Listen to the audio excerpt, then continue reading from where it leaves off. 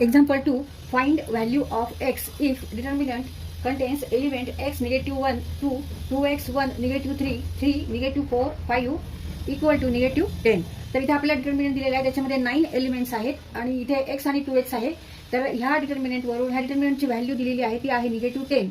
ह्यावरून आपल्याला काय करायचं आहे, तर व्हॅल्यू ऑफ x ची किंमत काढायची आहे. आता इथे आपण एक्सपान्शन फॉर्म्युला वापरू. Expansion formula for determinant of order 3. हा ऑर्डर 3 चा डिटर्मिनंट आहे. ह्याच्यामध्ये रो 3 आहेत, 1 रो, 2 रो, 3 रो आणि कॉलम किती आहेत, 3 आहेत. 1 column, first column, second column, third column.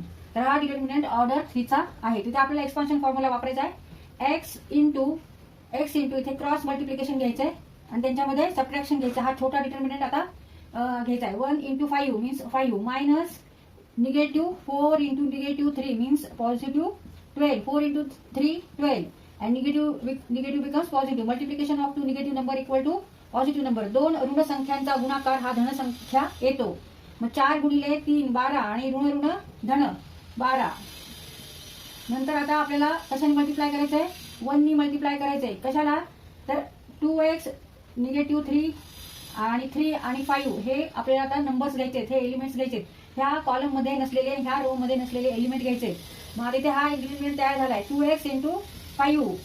आता इथे आधी मायनस घ्यायचंय आणि आपण -1 नी मल्टिप्लाय करतोय. मायनसचा आधी चिन्ह घ्यायचंय. एक्सपान्शन फॉर्म्युला प्रमाणे आपण हे सॉल्व्ह करतोय. पहिल्यांदा मायनस करायचं, नंतर प्लस करायचंय. मग आता 2x into 5 10x minus 3 into negative 3 into negative 3 means negative 9.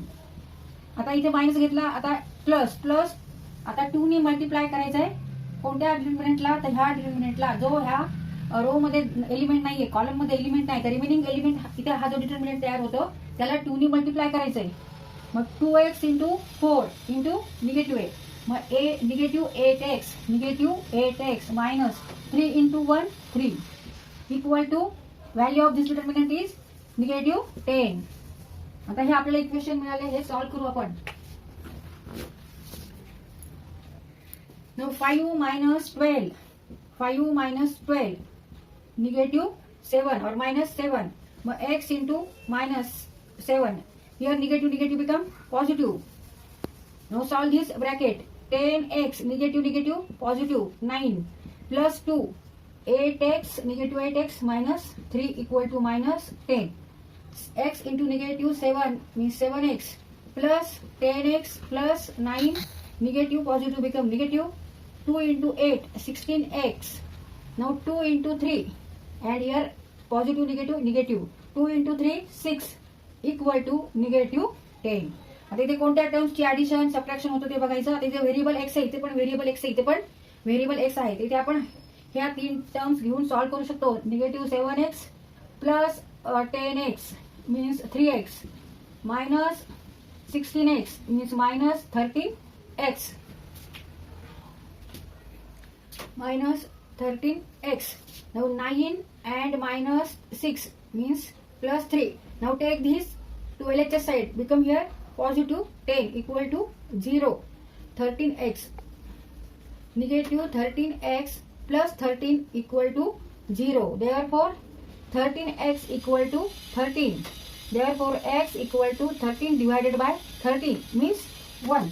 Therefore answer is 1. Value of x is here 1.